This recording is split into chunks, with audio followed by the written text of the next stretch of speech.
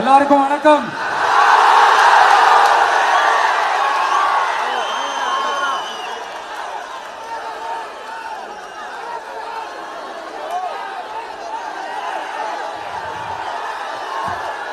கிட்டத்தட்ட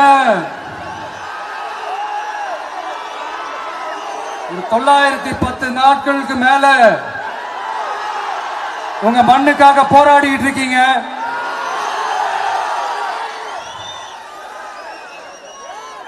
உங்க போராட்டத்தை பத்தி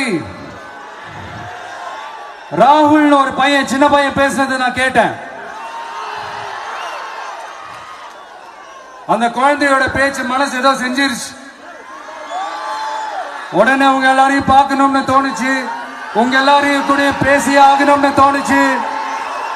உங்க எல்லாரும் கூட நான் நிப்பேன், தொடர்ந்து நிப்பேன் சொல்லணும்னு தோணுச்சு.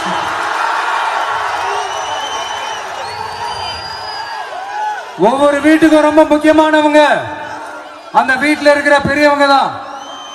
அதே மாதிரிதான் நம்ம நாட்டுக்கு ரொம்ப முக்கியமானவங்க உங்களை மாதிரி விவசாயிங்க தான்.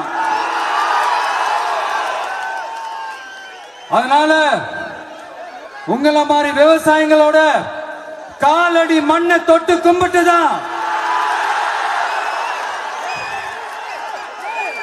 என்னோட பயணத்தை தொடங்கணும்னு ஒரு முடிவோட தான் இருந்தேன். அதுக்கு சரியான இடம் இதுதான் எனக்கு தோணுச்சு.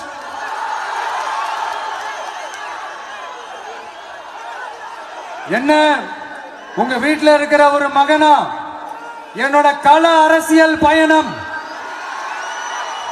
உங்களோட ஆசீர்வாதத்தோட இங்கிருந்து தான் தொடங்குது. சரி, அதை விடுவோம். நம்மளுடைய முதல் மாநில மாநாட்டில் நம்ம கட்சியினுடைய கொள்கையை பத்தி நான் எடுத்து சொன்னேன். அதுல ஒண்ணுதான் இயற்கை வள பாதுகாப்பு. சூழலியல் மற்றும் காலநிலை நெருக்கடியை எதிர்கொள்ளக்கூடிய இயற்கைக்கு ஊறு விளைவிக்காத பகுதிசார் மாநில வளர்ச்சி பரவலாக்கம். இதான் நாம் அறிவிச்ச அந்த கொள்கை. இதான் நான் இங்க சொல்றதுக்கு காரணம் ஓட்டு அரசியலுக்காக இல்ல.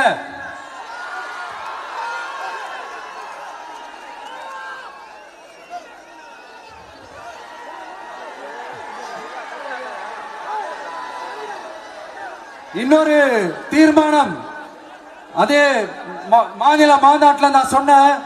அது விவசாய நிலங்கள் பாதுகாப்பு கொள்கை தீர்மானம்.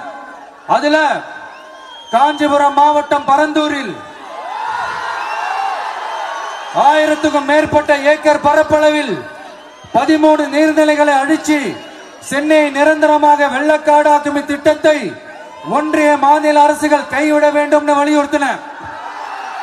அது மட்டும் இல்லாம இந்த மண்ணுக்காகவும் மக்களுக்காகவும்